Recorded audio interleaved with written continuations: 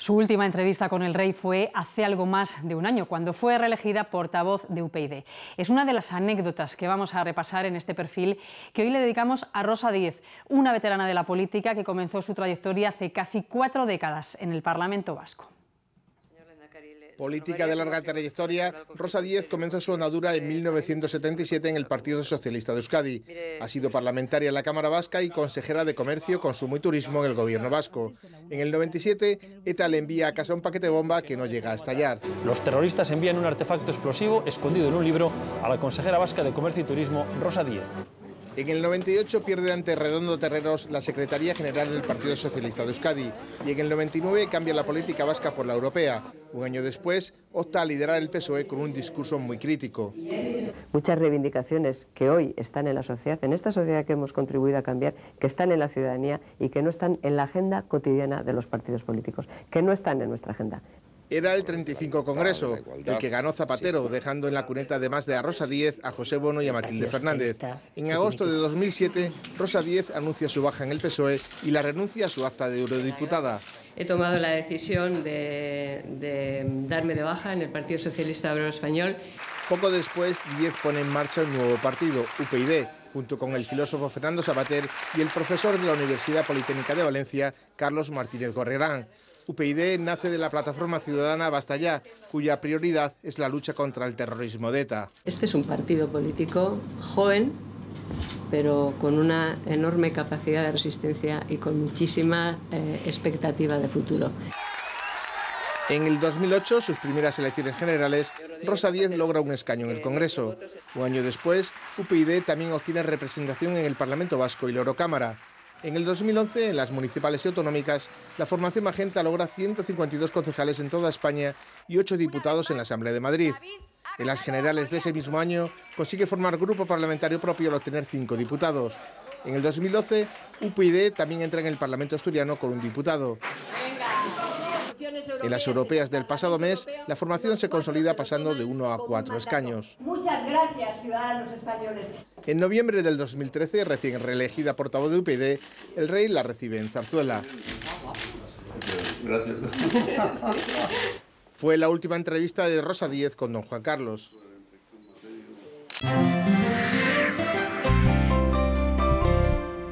Rosa Díez, portavoz de UPyD. Hola, buenas tardes. ¿Qué tal? Buenas tardes. Un placer recibirla en Parlamento. Muchas gracias. Acabamos de verla con el rey en esa entrevista, era noviembre del año pasado. ¿Ha sido la última vez que se ha entrevistado así oficialmente con don Juan Carlos? Sí, es la última vez. Le pedimos audiencia después de terminar nuestro segundo congreso de Unión Progreso y Democracia y fuimos una delegación de la dirección del partido. Nos contestó inmediatamente. He de decir que le vimos justo una semana antes de volverse a someter a una operación y sí, pues es la última vez que le he visto oficialmente. Pero le vio bien porque le hemos visto que sonreía mucho. Usted hizo un comentario que estaba guapo o algo así. Sí, la verdad que en comparación con la última vez que le había visto me sorprendió verle muy bien, guapo, sí, aunque sea un término no utilizado en las relaciones políticas y se lo dije espontáneamente. No hubo nada en esa entrevista que le hiciera a usted presagiar que iba a ser la última vez que acudiera a la Zarzuela a reunirse con él. No, francamente que no. Ahora que todo el mundo dice que ya lo sabía, yo he de decir que yo no lo sabía ni lo presumía. Hombre, que podía abdicar en algún momento, pues sí, por supuesto, ¿no? Aunque la reina solía decir que un rey no abdica nunca, pero que podía abdicar, pues sí. Yo creía que se iba a producir la abdicación, pero no esperaba que se produjera así tan inminentemente después de las elecciones europeas. Pues esta semana la ley orgánica con la abdicación del rey ha sido aprobada más que por mayoría absoluta en el Congreso de los Diputados. UPyD votó que sí. ¿Cómo tenemos que interpretar su voto? ¿Como un apoyo a la monarquía o como un simple trámite parlamentario? No es un trámite parlamentario ni un apoyo a la monarquía, es un apoyo de respeto y de petición de respeto a la ley marco, que es la Constitución. Yo creo que el debate que se produjo alrededor de esa ley orgánica es un debate tasado en la propia Constitución. El rey expresa su voluntad de abdicar, pero la abdicación no es plena hasta que el Parlamento no aprueba una ley orgánica. Es lo que dice el artículo 57.5 de la Constitución. O sea, es un trámite, pero hay que cumplirlo. Es decir, que todas las instituciones tenemos que estar a la altura de nuestra responsabilidad. Y a la altura de nuestra responsabilidad, los diputados de Unión Progreso y Democracia fuimos al Congreso de los Diputados a explicar que el debate no era monarquía o república, que el debate era Constitución sí o no. respetamos la Constitución, la hacemos respetar y nosotros mismos la respetamos o no. O hacemos como que no hace falta que respetemos la Constitución y esta Cámara no se comporta como la máxima garante. Bueno, fue un debate político, en el que se aprobaba efectivamente una ley orgánica, que en sí mismo es importante, pero en el que el debate tuvo un contenido político, porque a los ciudadanos también hay que explicarles estas cosas. Hay que explicarles que efectivamente la Constitución se puede cambiar. Nuestro grupo político, nuestro partido político, lo ha dicho desde que nacimos, que había que cambiar la Constitución. La Constitución se puede cambiar. Y dentro del debate sobre la reforma de la Constitución, la forma de Estado, monarquía o república, es una de las cuestiones que se puede y seguramente se abordará.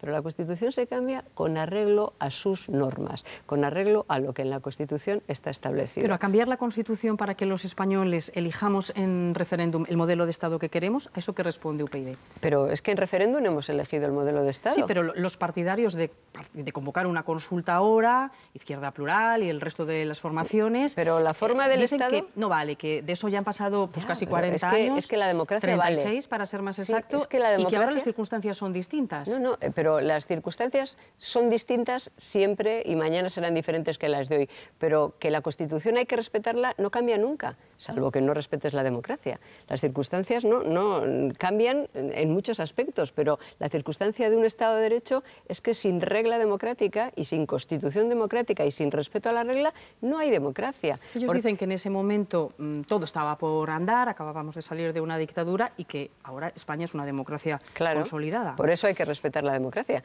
y sus reglas. La Constitución es una de ellas. O sea que, claro, porque somos una democracia consolidada, ¿qué vamos a hacer? ¿Dejar de serlo? O sea que lo que hemos conseguido con tanto trabajo... Fíjese que a lo largo de la historia de la democracia en España, en los 200 últimos años, ha habido muy pocas ocasiones, realmente es la primera, en la que se haya producido una transición, el cambio del jefe del Estado con normalidad. Es que esta Constitución nos ha traído el periodo de democracia más largo de nuestra historia, incluida la Segunda República. Es que en los países que mejor han funcionado en el mundo, en los que las democracias se han estabilizado para dar mejores derechos a sus ciudadanos, son las que han sabido hacer las transiciones con normalidad. ¿Y qué es con normalidad? Pues con respeto a las instituciones y con respeto a las reglas de juego. ¿Votar la forma del Estado en referéndum? Claro, es que en un referéndum votamos la Constitución. Esta Constitución del 78 la votamos en un referéndum y dentro de ella se establecían, entre otras cosas, la forma de Estado, el modelo territorial del Estado, la España de las autonomías, se establecían muchas cuestiones dentro de la propia Constitución, entre otras, cómo se cambia una Constitución. Es que todo lo relativo a la corona está en el título 2 de la Constitución y se puede cambiar, pero hay que abordar el título 2 de la Constitución. No es un referéndum consultivo, en fin, para decidir si ponemos una depuradora o si votan los niños a partir de los jóvenes a partir de los 18 o los 16. No, estamos votando, cuando se plantea lo de votar la forma del Estado, estamos votando algo sustancial de lo que es el entramado constitucional de España. Por tanto, se puede y se debe abordar dentro de una reforma de la Constitución. También dice la Constitución que una ley orgánica regulará todo lo relacionado con la abdicación del rey. Ha llegado el momento y hay cosas del futuro de don Juan Carlos que no están claras. Por ejemplo, el estatus jurídico que tendrá cuando deje de ser rey. ¿Qué opina UPyD sobre el más que posible aforamiento de don Juan Carlos? Porque ustedes en el Congreso le hemos escuchado pedir que se suprima ese privilegio del que gozan en España unas 10.000 personas. ¿Tendría que sumarse don Juan Carlos a esa lista? No.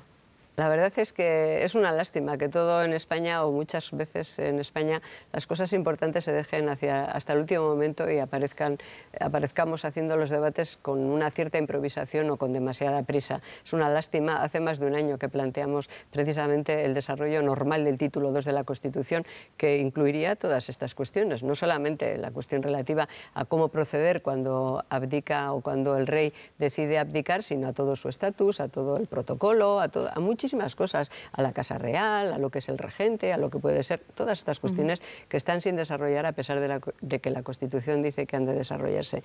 Y ahora, pues todo se hace precipitadamente porque no queda otro remedio. La ley que hemos aprobado esta semana pues aborda exclusivamente el tránsito para que siga la continuidad institucionalizada e institucional y pueda haber un nuevo jefe de Estado y un nuevo rey, pero queda pendiente, efectivamente, porque no se ha hecho el estatus del que ha dejado dejado de ser jefe del Estado. El Gobierno dice que está trabajando en ello, en una ley orgánica. Entonces, UPyD no cree que deba ser Yo aforado. separaría, hay que regular el estatus de lo que del quien deja de ser jefe de Estado. El estatus es, bueno, pues desde, en fin, el apoyo que puede tener, el secretariado, en fin, muchas cosas, cómo se le va a tratar, el tratamiento, todas estas cuestiones que naturalmente han de regularse y que yo creo que eso es reglamentario y que lo tendrá que hacer el Gobierno a través de un Real Decreto, no tiene por qué ir en una ley.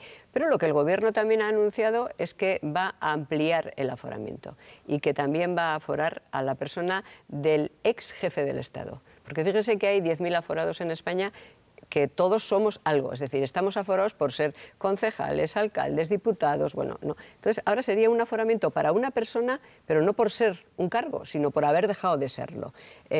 Si nosotros queremos, desde Unión Progreso y Democracia, que se supriman los aforamientos, ¿cómo vamos a apoyar que haya un aforamiento más? O sea, que no. ¿Usted cree que don Juan Carlos tiene que tener... tiene que ser como, a la ley como cualquiera de nosotros. Tenemos que suprimir los aforamientos para nosotros, y me pongo en primera persona, no podemos, por cierto, por las que nos puedan estar viendo, no podemos renunciar al aforamiento. Es decir, hay personas que me preguntan, bueno, pues renuncie. No, es que la única manera de renunciar es dejando el acta de diputado, o sea, no se puede renunciar. Eres aforado y no puedes renunciar salvo dejando de ser diputado, concejal, alcalde, lo que fuera, juez, lo que fuera, ¿no?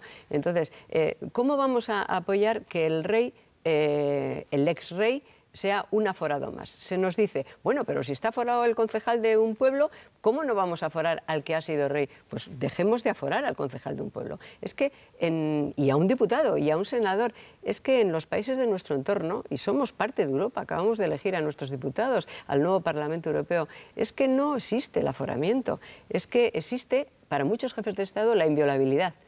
Pero la inviolabilidad mientras son jefes del Estado, como en España, en la propia Constitución. Pero al día siguiente de dejar de ser jefe del Estado, son unos ciudadanos que se enfrentan a cualquier tribunal como el resto de los ciudadanos. Anulemos las nuestras, las de los 10.000, y no incorporemos nuevas figuras de aforamiento. Por don Felipe quiero preguntarle, una vez que sea Felipe VI, ¿qué papel le adjudica UPyD?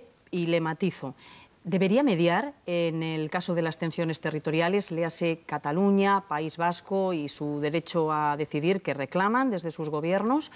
¿O creen que no, que como jefe del Estado no le toca ese papel? Bueno, como jefe del Estado le toca, y de hecho ese papel de mediador que llamamos usted está así escrito en la Constitución, con otras palabras, pero así.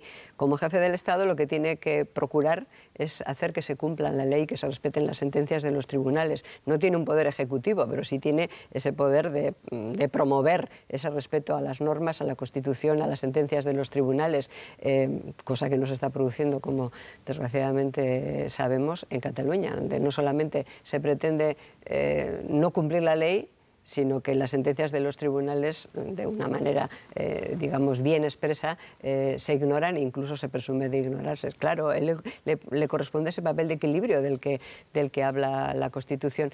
Pero yo ya lo hice en el debate de este miércoles. Creemos, desde mi grupo parlamentario, que al nuevo jefe del Estado hay que ponerle deberes. ¿Y cuál sería el primero que le pondría solamente UPyD? Tiene que cumplir esos deberes que usted ha citado, que le mandata la Constitución a cumplirlos, sino que además tiene que cumplir deberes importantes que tienen que ver con las reivindicaciones y las aspiraciones de la sociedad de este siglo XXI. A su padre, el rey, le correspondió ponerse del lado de una sociedad que quería instituciones democráticas, que quería construir la democracia y consolidar la democracia. Se puso del lado de los que querían eso, porque además habían aprendido la lección de la historia y no querían que se repitiera la historia. Su padre, el rey, se puso del lado de esa sociedad que entonces reivindicaba eso, construir la democracia y las instituciones democráticas. Su hijo, el nuevo jefe del Estado, lo que tiene es que ponerse del lado de una sociedad española que reivindica una democracia de más calidad. Una democracia de más calidad, unas instituciones más democráticas, más transparentes, más eficaces, que presten mejor el servicio a los ciudadanos. A él le toca ponerse del lado de los que queremos, de los que quieren regenerar la democracia. Su padre, construirla. El nuevo rey, regenerarla, ponerse del lado de esos, de los que quieren regenerar la democracia y hacerlo comportándose como un jefe de Estado del siglo XXI. Al rey le toca eso, liderar esta sociedad que tiene exigencias nuevas y que tiene demandas nuevas, que alumbra un tiempo nuevo y que no puede esperar demasiado tiempo para que se vea que se están haciendo las cosas. Le preguntaba por su papel en las tensiones territoriales, porque bueno, la consulta de Cataluña está convocada para ya casi la vuelta de la esquina, 9 de noviembre.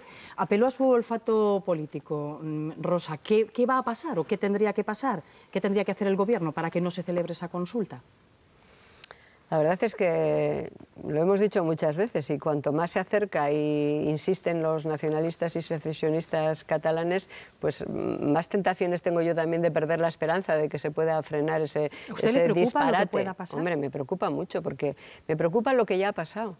Quiero decir que a veces cuando hablamos de este asunto pensamos como que el problema es solo el día que salgan, si es que sacan las urnas a la calle y lo que voten ese día. Lo que ya ha pasado, que es la ruptura de la convivencia entre catalanes y entre catalanes y el resto de los españoles, ya es muy grave. Ya es un problema que nos va a costar mucho tiempo superar. Ya es gravísimo. Todos conocemos familias, amigos de personas que son catalanes, que viven en Cataluña, en los que ya no se puede hablar de política, que a mí me recuerda a la época en la que el País Vasco no podíamos hablar de política en determinados grupos. Bueno, eso ya ha pasado. Esa ruptura ya nos está pasando una factura durísima, no solo en términos económicos, una factura de convivencia psicológica, social, de todo tipo.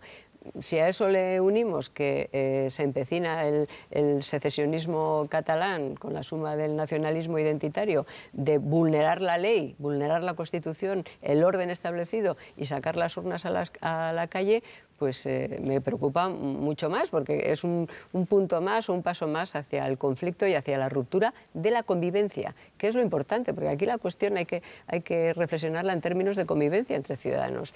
Yo creo que el Gobierno tiene que esforzarse y todos nos tenemos que esforzar mucho en explicarles a los que quieren romper la convivencia entre españoles, quitarnos una parte de nuestros derechos a todos los españoles, también a los que viven en Cataluña, hay que explicarles que no se lo vamos a permitir. Rosa, tengo que felicitarla por los buenos resultados que UPyD ha obtenido en las elecciones europeas. Ha pasado de 1 a 4 diputados, ha ganado medio millón de votos. ¿Era lo que esperaban?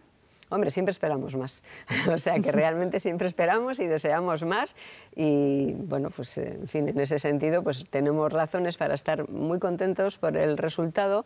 En términos electorales, contentos, porque hemos mejorado nuestro mejor resultado, que era el de las elecciones generales, en 1,8 puntos, que en fin, cuando la participación es tan distinta hay que mirar el porcentaje y por eso digo que en términos electorales estamos contentos, en términos políticos estamos muy contentos, porque lo que sí se ha producido es un incremento generalizado del partido en toda España, absolutamente en toda España. Entonces, somos ese partido que cuando nacimos dijimos que queríamos ser un partido nacional, transversal, con presencia, con fuerza, con capacidad para a partir de aquí crecer en toda España y tener, por tanto, representación en todas las instituciones. Aunque ha habido en alguna ciudad igual se han llevado la sorpresa. Madrid, por ejemplo, Podemos les ha arrebatado la tercera posición como tercera fuerza política más votada.